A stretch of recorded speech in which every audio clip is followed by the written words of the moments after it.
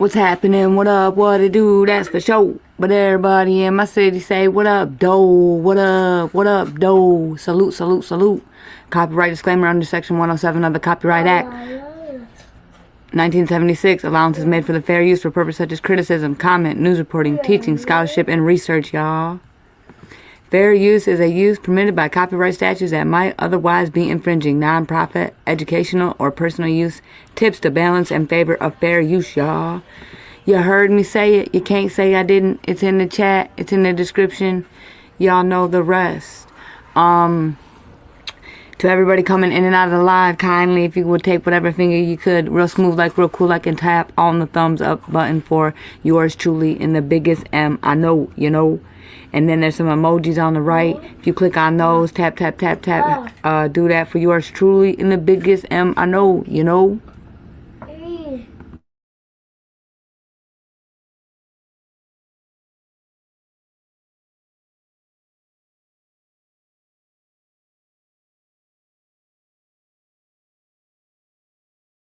I had to do a mic check real quick. All right, y'all. So, let's get into a couple stories real quick, and then we're going to get into what I really want to get into. You know, got to be real smooth with it, real cool with it, you know. Give me 1 second.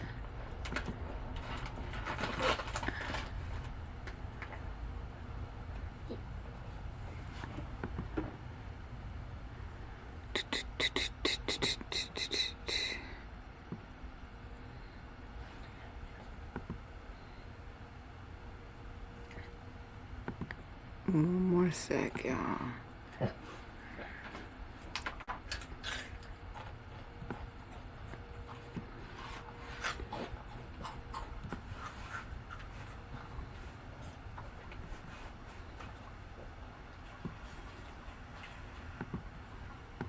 You all sit up there and said you will not allow Trump to come in here and get these illegals. Yeah, you can smile. We're in a $1 billion deficit. And you spent half of our money, half of that on illegals. You campaign and double down that you would not raise property taxes. I won't raise your property taxes. You wanted to raise our taxes $300 million. They shut it down. Now we back here for $150 million. Okay. See, this is what we asking now. Since you want to crash out, some of y'all say y'all willing to go to jail for it. Trump, Tom Homan, make an example out this Negro right here first. Please come here first, because you know what? We're going to help you. We want a forensic. Ma'am, I would ask that you keep your, hold on a second, stop her time. Stop her time. Just a second. Stop her time. Ma'am, I would ask that you, if you want to continue speaking, you have to make sure that your language is appropriate, okay? All right. We got Alex. Okay, you can begin her time again. You're going to spend our tax dollars to go, Michael Rodriguez, you said to take Trump to court to protect these illegals. That's cool, because we about to make all of y'all aldermen famous. Y'all think this is how it's going to ride? I think not. Flip Chicago red. We not playing. This was going to happen to you. You got Cash Patel and Pam Bundy that you're going to have to deal with sooner than later. Then it's going to be an audit. Next, it's going to be an investigation. Then it's going to be an indictment. Conviction. That's what's going to happen to you. Mr. Brandon Johnson, I'm up here. I am speaking right now, so I would love your undivided attention, please. I'll wait. So this just proves to you the lack of leadership that you... The U.S. citizens. I got a great way how we can, what we can do with this budget. First, let's start with cutting off illegals, getting free everything. Free housing, free schooling, free food. Yeah, let's start with that. That'll save us a lot of money. What, $600 million? Let's start there. Then let's start with your salary. You are going down in history as the worst mayor in America. Let's start with cutting yours. You making too much money. Let's start there. You Democrats, and you remember you told us to defund the police? Remember, you ran on that. Remember, you was the defund the police? Let's start with that. Let's defund the police detail that you have. And let's put the police back in our neighborhood, because we're not for defunding the police. Won't you just practice what you preach? Remove all the details. We saw you coming in today. You had all the police presence. So let's take some of that away.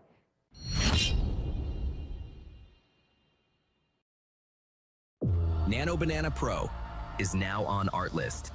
Get Google's most up-to-date model. Only in America tonight, a case of the rules getting in the way. Last week in Detroit, a licensed school bus driver finished his route, but then saw lots of other kids walking to school freezing and miserable, and he decided to help, or try to anyway. I'm most definitely looking weird trying to help. As Daryl Beaver live streamed his efforts, the well-raised kids of Detroit mostly did not accept a ride from a strange man with a bus. As well they should not. I'm for my people, man. I don't care what it looked like. But two things happened once parents realized Beaver was volunteering rides. First, he got loads of requests. I knew we needed help, but I didn't think it was that bad. My Facebook, my emails, everything is just flooding with requests for pickups and drop-offs from school. And second, the school district got involved. Local news covered this alert to parents about an unauthorized bus. And despite the good intentions, Beaver had to cancel the free rides. I get it. It's to protect our community, and I understand that, and I'm not going to really bash the rules. They do need to be addressed a little bit more to see how can we put something in place to help out these kids and to help out the community a little bit more. And he's right, of course. Murder suspect in Southfield is shot and killed by police. Investigators say he was on the run after killing his ex-girlfriend and shooting her boyfriend. Fox 2's Jessica Dupnack joining us live. And Jessica, how the suspect and the victim had kids together. Do we know if they're okay at this point?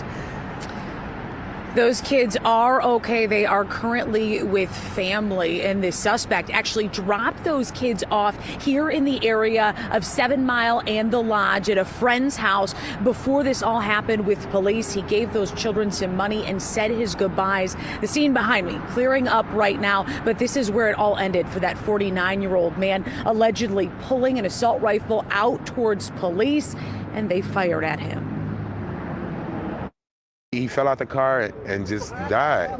But it's very traumatizing to see. It's very devastating to see. This witness says it perfectly. The day started 6 miles north of here at the Southfield Marriott after 9 o'clock. Evidence markers trail a spray of gunfire where a 49-year-old man used an assault rifle and shot his child's mother and her new boyfriend. She was killed. He is in critical condition. It appears that he waited in the parking lot until they exited the hotel, at which time he used an assault rifle and did shoot both of them. Police sources say after the double shooting, the 49-year-old suspect went to his Warren home, switched out cars into this now shot-up black Camaro. He then picked up the couple's kids from school, gave them money, and said his goodbyes before dropping them off at a friend's house near the Lodge in 7 Mile. Nearby is ultimately where Southfield police tracked him, trying to pull him over. He lowered the top of the Camaro just prior to us making that traffic stop, at which time our officers tried to engage him. He did reach for that assault rifle, and our officers did use deadly force and shot the suspect, fatally wounded him. 3 Southfield police officers were involved in the shooting. The motive here, a jealous ex-partner. There's no excuse for an individual to use this type of violence over a break. Jealousy, envy and jealousy. Jealousy is a mug, y'all. Be careful. Have more love in our hearts, yo. We got to do better out there, yo.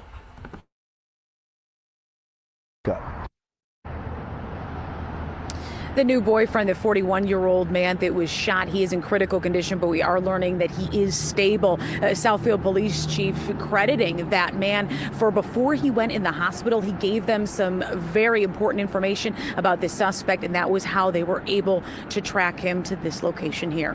Reporting live on Detroit's West Side, Jessica Dupnack, Fox 2 News. Oh, it's good they stopped him when they.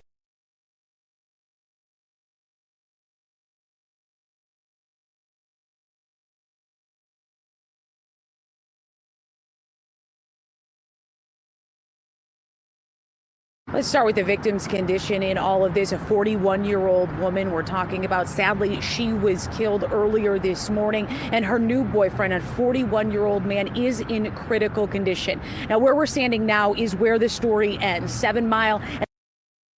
Hard Rock Bet Casino is here, Michigan. Roll with us. Download the Hard Rock Bet Casino app today. Breaking news on a murder manhunt. Sources are telling us that the man wanted for kidnapping and killing a 29-year-old nurse has been captured. And that is where we start our news this noon with breaking.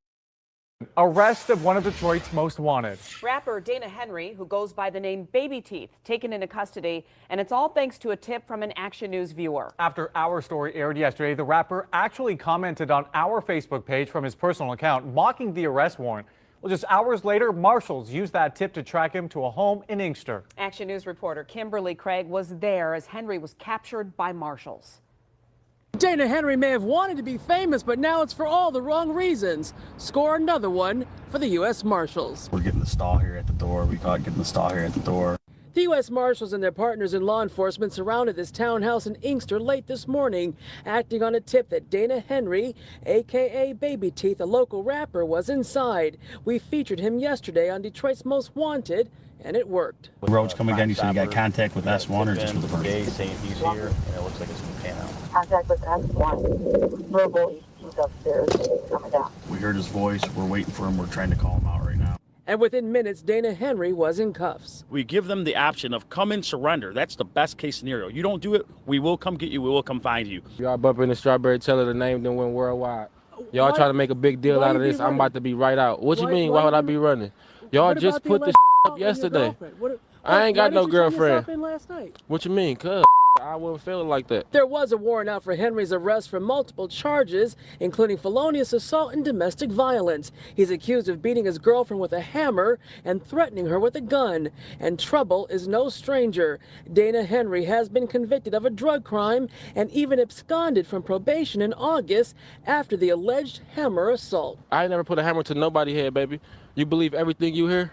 I'm asking you. Man, listen, man. And yes, Dana Henry is presumed innocent unless proven guilty. But his arrest is proof that the U.S. Marshals and their partnerships with Detroit police, other law enforcement agencies, Crime Stoppers, and citizens indeed work. The importance of the viewers out there calling, taking that step, making the call, remaining anonymous, getting the guy with the felony warrant off the street. Dana Henry is expected to be arraigned in the next day or so. Kimberly Craig, 7 Action News.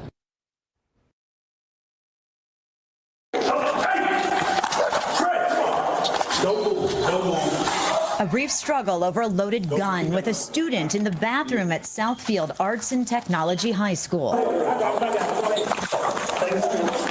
The dramatic and frightening situation unfolding Monday around 10 a.m. after school security received a tip that the student had a gun. Southfield Police Chief Elvin Barron says the tip about the student with the .40 caliber handgun in his waistband came from students who told school security, who alerted the school resource officers. The student, though, was not in his classroom. And when they discovered that he was not in classroom, they began a systematic search of the building and did ultimately find him in the male's bathroom. This gun was loaded, fully loaded, and there was a round in the chamber. Police say the 15-year-old student from Detroit had a prior run-in with police for possessing a stolen vehicle. Investigators say he stole the gun from a friend's house about a week ago and was not intending to shoot any classmates, but rather was carrying it for protection. He has some type of conflict with individuals in Detroit and in other school districts where, according to him, he carries this gun for protection. Police praising the students who saw something and said something. The school, with about 1,500 students, 9 security officers, and 3 school resource officers, does not have metal detectors, but the school district says it will. School safety is one of our top priorities. Police say safety protocols at the school will be reviewed. The student was charged with carrying a concealed weapon, resisting and obstructing, and possession of a weapon in a weapons-free school zone. He's been remanded to Children's Village. Carrying a gun on school property is unforgivable. I'm gonna say it again, it's unforgivable. Police say they are at the very beginning stages of their investigation, and they're asking anyone with any information to do what those students did and speak up. In Southfield, I'm Amy Lang, Fox. Heartache and pain cover the. Hey y'all, if you see something, say something. Big M, salute, salute, Big M. Salute, salute. You sound a lot better. I feel a lot better. Hell yeah, that's what I like to hear. How's everything going? Always going smooth, cool and true, you know. How's everything going with you? Any good news? No, nothing yet.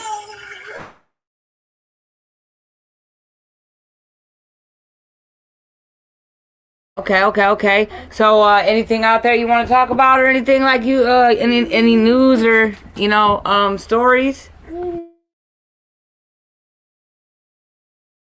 No, I haven't really been doing no research lately. Okay, I hear you. All right, well, let's just keep on. We're just still doing what we've been doing, trying to make this point.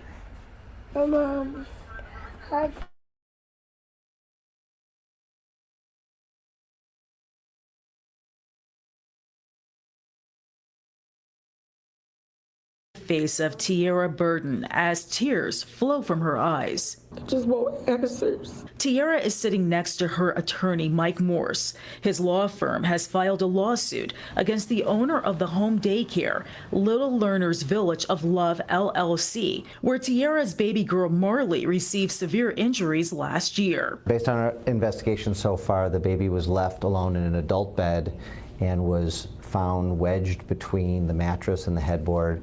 And from the information we're gathering, it was for over 30 minutes. Marley was rushed to nearby Sinai Grace Hospital. 4 months later, she died at Children's Hospital. She was only a year old. It's just the worst that a parent can experience. Tierra makes it clear she understood the home daycare was licensed. She even trusted the owner, Latoya Moore, and her daughter to take care of an older child named Harmony. I really thought they loved Marley, but it was all about money. The state of Michigan provided the payment for Marley to attend the home daycare. Miss Burton received public assistance, and part of that included daycare so she could work. And she would have to submit certain paperwork.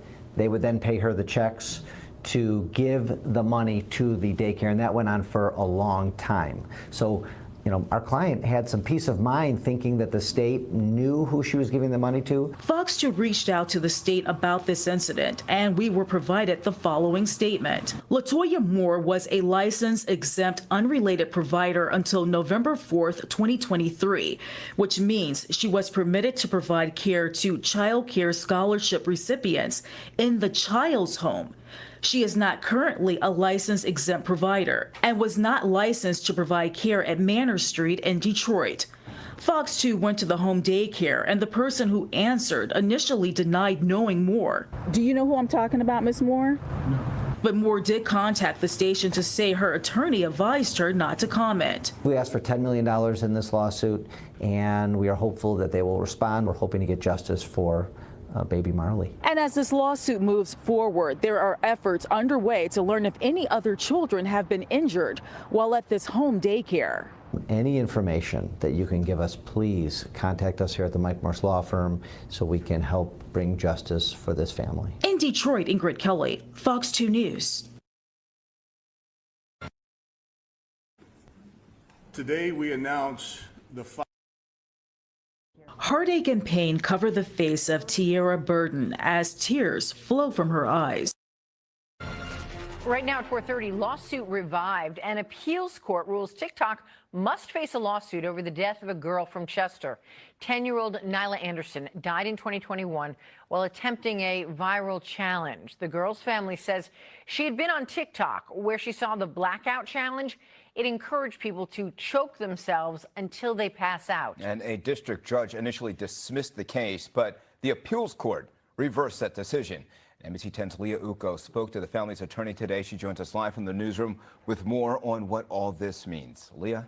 So federal law, it generally protects online publishers from being held liable for images people post. But in this specific case, a 3-judge panel felt TikTok was technically involved in promoting this video challenge because it uses data to control how it operates. That's also known as an algorithm. Well, yesterday's opinion enforced the law and clarified the law. To attorney Jeff Goodman, laws restricting how media platforms can operate already exist, but haven't always been enforced across the board. Well, the court's decision this week, he says, could change that. Yesterday's ruling set a precedent not just for TikTok, but for all social media companies. Yesterday, the 3rd U.S. Circuit Court in Philadelphia revived a mother's lawsuit against TikTok that claimed her 10-year-old daughter, Nyla Anderson, died trying a challenge that dared people to choke themselves until they passed out.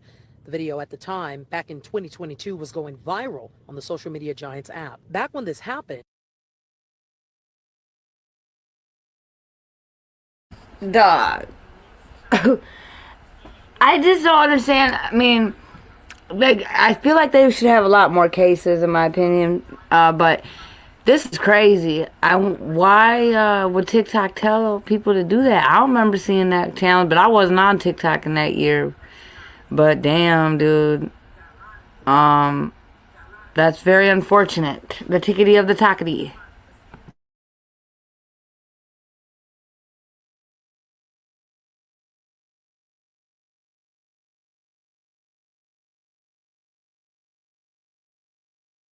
a trial court said TikTok had sweeping immunity and was not liable for content third parties post on its platform. The social media companies have been using that for decades to try to say, we're not responsible for what's on our platform. We may profit off of it, but we're not responsible for it in any way. And what the court yesterday said is that's just not true. I just want people to pay attention, be aware of TikTok, make sure you're checking your kids' phones.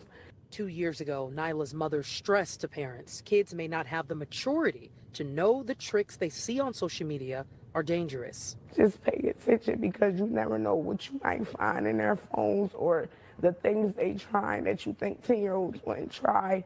They're trying because they're kids and they don't know no better. This overturned ruling now means she'll have her day in court. Bring her claims to a jury so it can decide if TikTok's algorithm, driven by artificial intelligence, played a role in Nyla's death. They don't.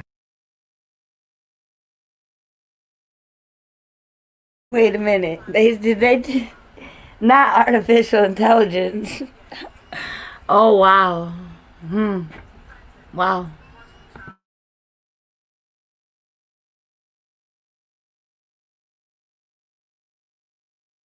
Have this get out of jail free card. Yeah, they did say that. You're silly, Big Effie said, yeah, they did say that, motherfucker. You're silly.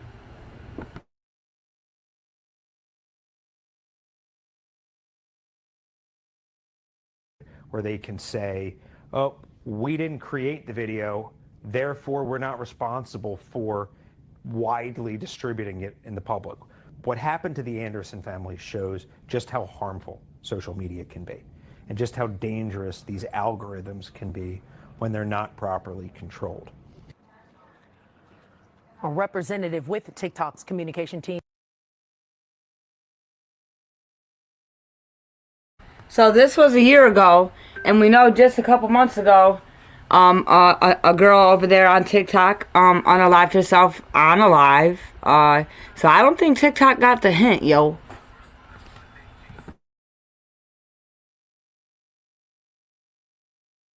They don't care. Say it one more time, Big M. They don't care.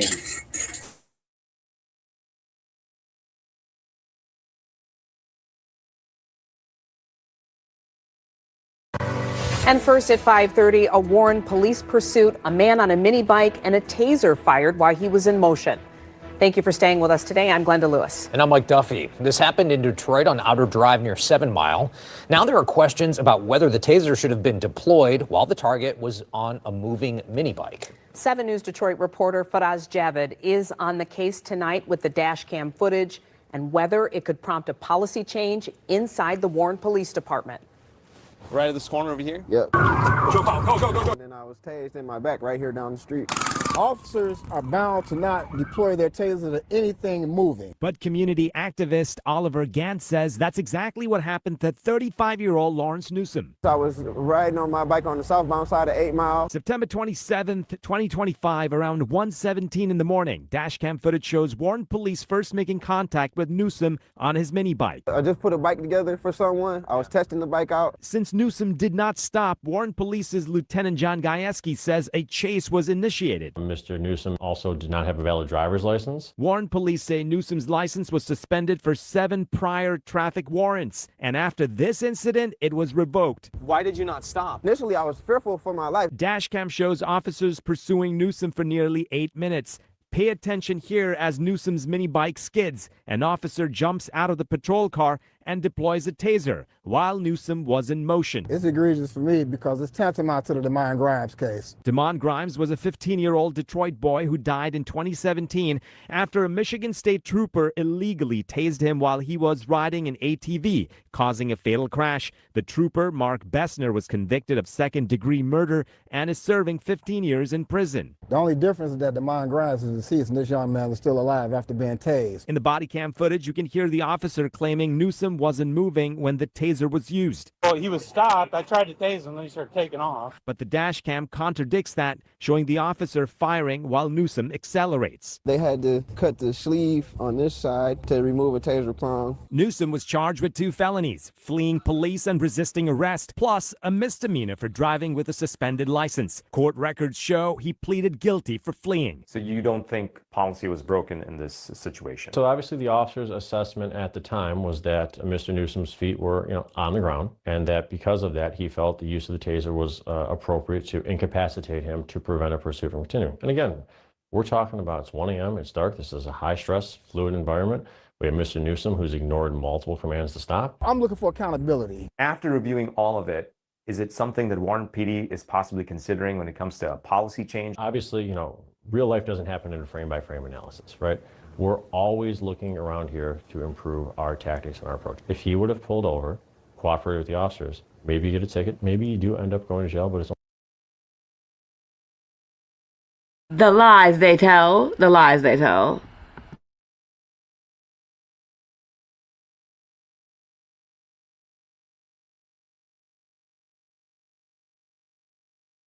only for a misdemeanor. In Warren, I'm Faraz Javed, 7 News Detroit. Faraz, thank you.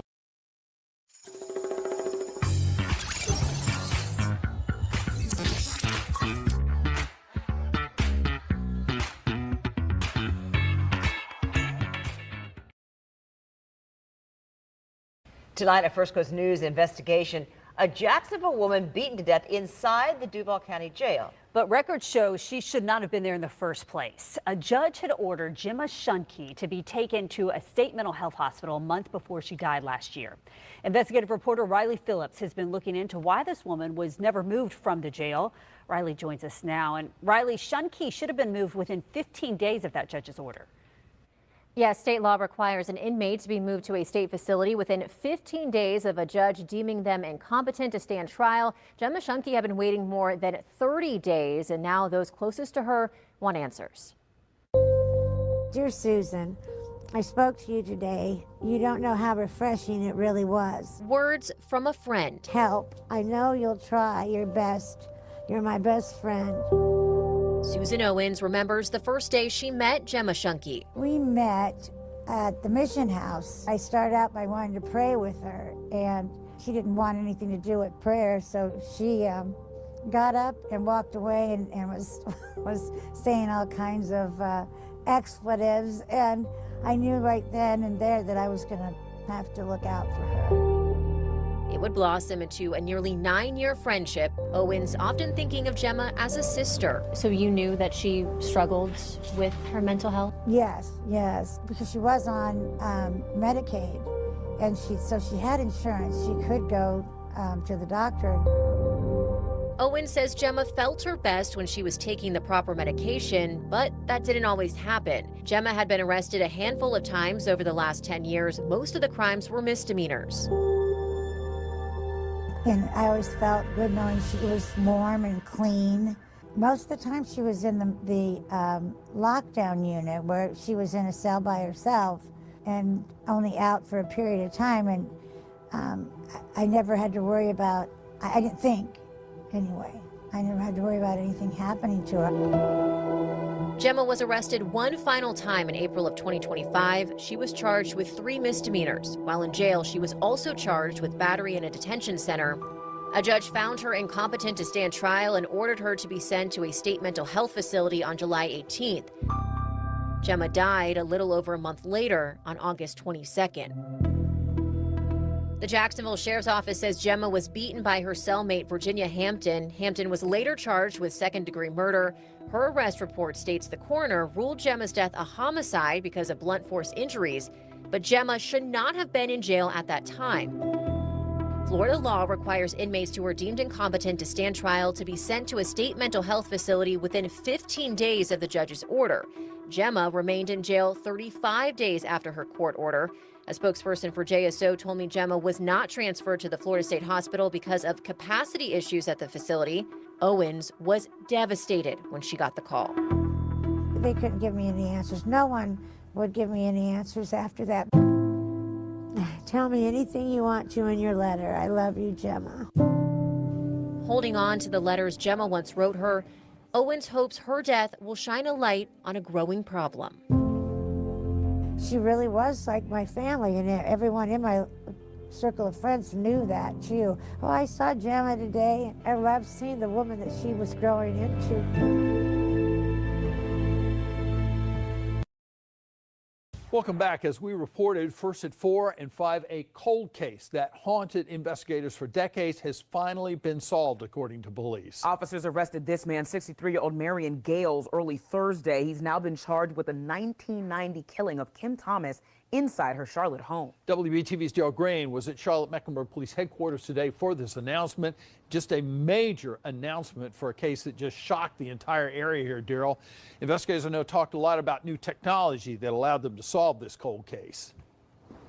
This was a big breakthrough, John. Investigators told us today that advancements in how they analyze and process DNA evidence led them to a killer. And as the attorney for the victim's husband has told WBTV before, this was a conclusion long overdue.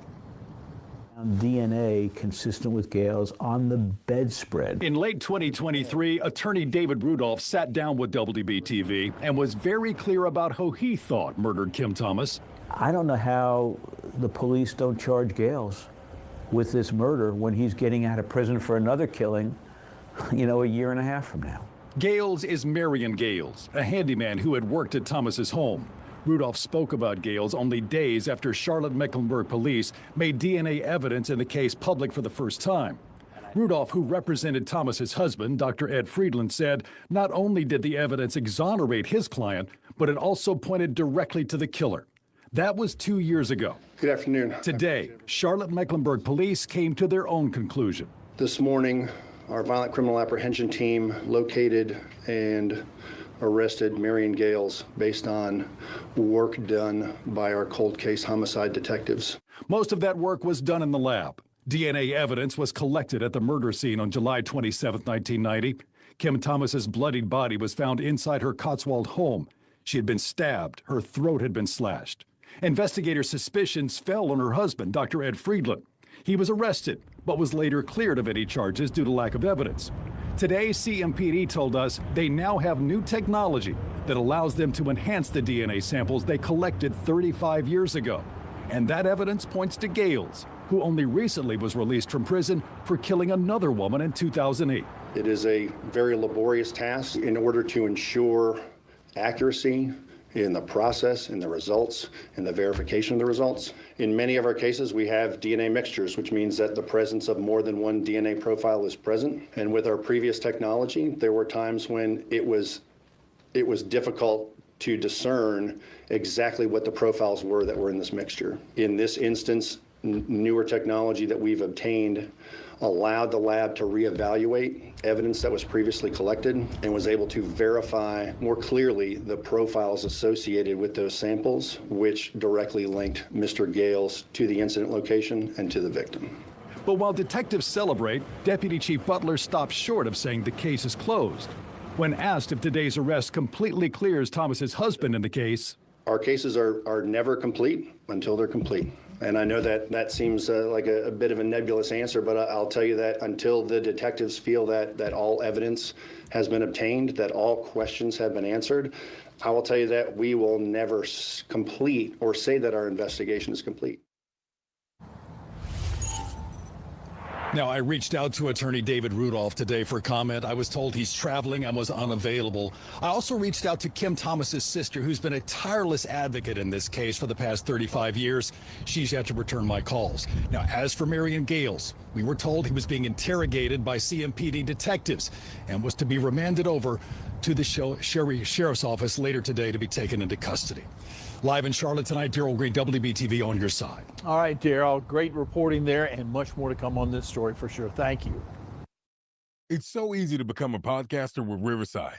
First, go to Riverside and open an account. When you're ready to record, just hit rec to capture high-quality audio and video, all from the comfort of, well, anywhere. Even if the only camera you have is on your phone. With Riverside, you'll still look like a pro. The equipment doesn't matter. You'll get a professional-looking podcast using anything you already have at home. When it comes to editing, it's truly idiot-proof. Even with zero experience, you can create content like an experienced editor using Riverside's AI tools and intuitive editing features. Get transcriptions automatically and use them to edit just like a doc. Or use the chapter timeline, which makes it easier to skim and scan. Ready to share? It's okay if you don't have an audience yet. Everyone needs to start somewhere, and Riverside has the perfect tools to help you reach them, like live streaming or automated social clips using AI to create engagement on YouTube Shorts, TikTok, and Instagram Reels. Your podcast really is just a click away with Riverside. Just bring your idea, and we'll do the rest. Try it now. It's free.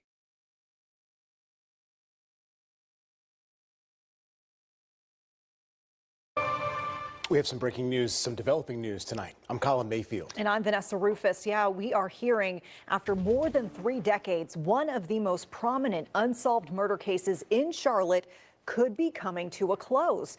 Just hours ago, police announced an arrest in the 1990 murder of Kim Thomas. And they say the suspect is the same man connected to the case from the very beginning. WCNC Charlotte's Bria Smith joining us live now outside of CMPD headquarters following this breaking development where the arrest was just announced hours ago. Yeah, Bria, how were police able to make this arrest?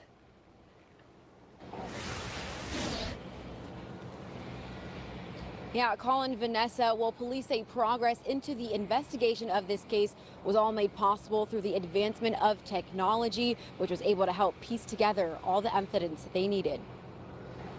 For more than 35 years, CMPD's homicide and cold case units have continued digging for clues, pieces of evidence that led them to a break on Tuesday. Detectives received a DNA lab report which had new information obtained by analyzing existing evidence using today's technology.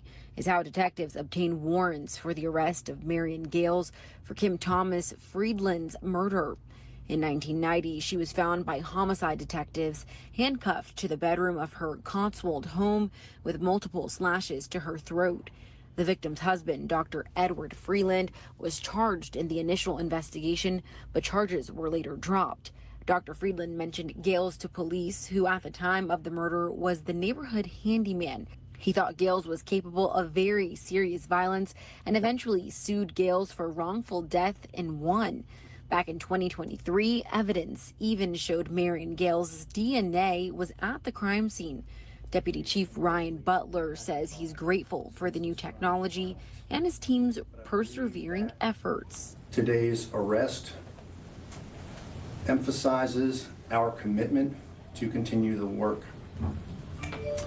Sometimes there are delays not due to activity or due to inactivity, but rather due to limitations of technology that we have at the time.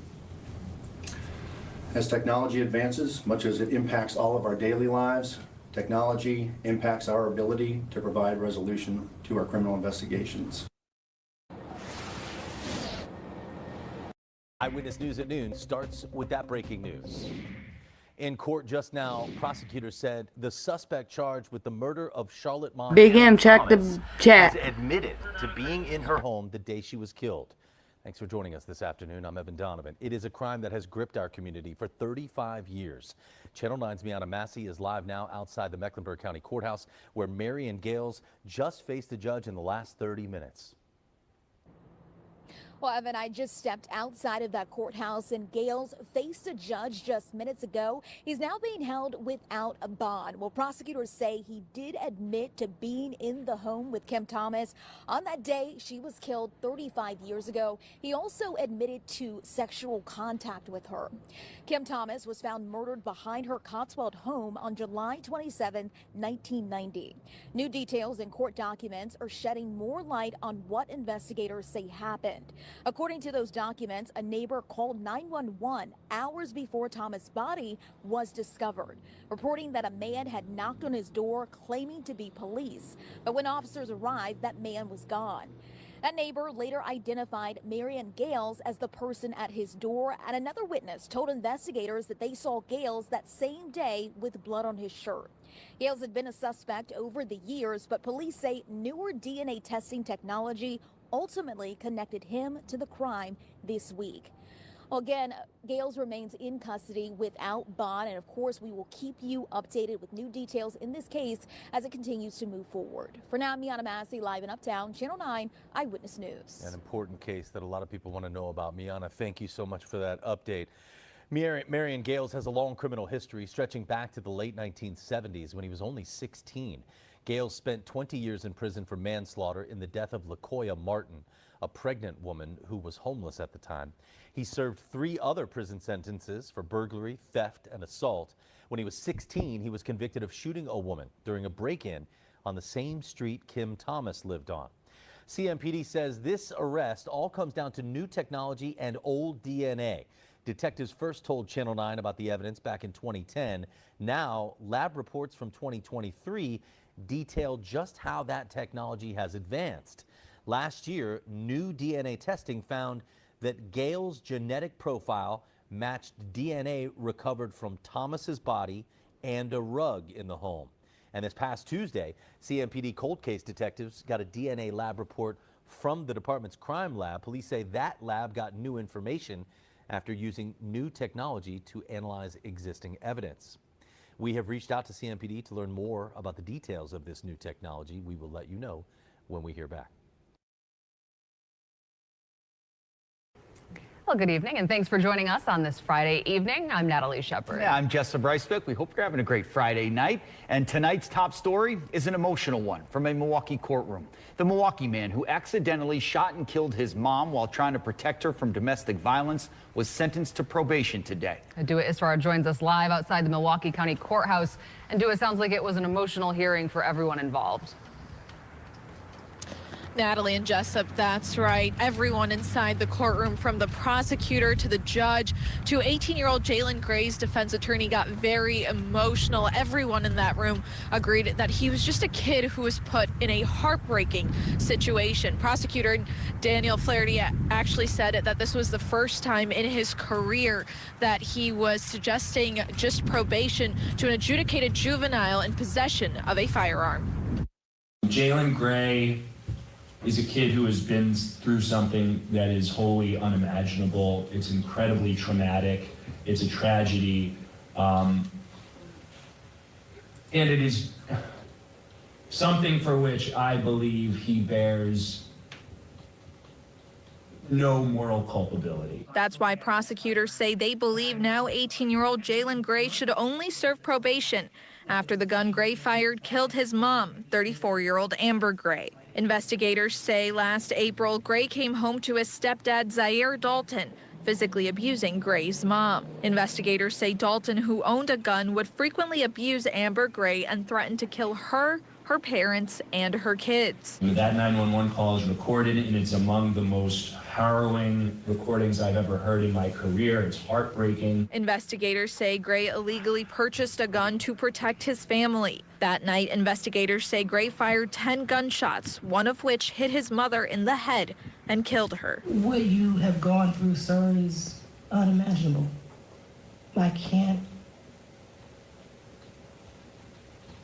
I really can't fathom it. In court, nearly everyone rallied behind Gray, stating jail or prison would not be justice for a kid who was just trying to protect his mom. Finishing school and by doing community service and by working in the community and having a good job, you honor your mother's memory.